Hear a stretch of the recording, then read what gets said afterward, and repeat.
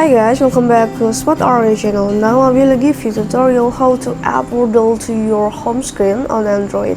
And before that, I wanna ask you, how are you guys? So you don't miss of our videos, don't forget to like, share, and subscribe to this channel.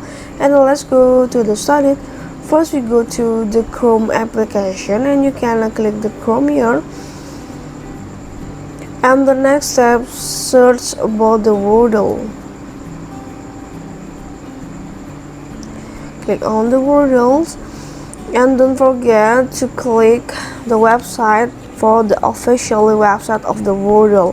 And you can click on the next step. You can click the three dots in the upper of the right corner here, and you can go to the add to home screen, and that is appear for you about the add to home screen here. About the Wordle, you can click add, and now your Wordle is add for your home screen. Okay, it's very simple way to do it. This is a tutorial how to add Wordle to your home screen on Android. I hope this video is useful for you. Thank you for the attention and bye.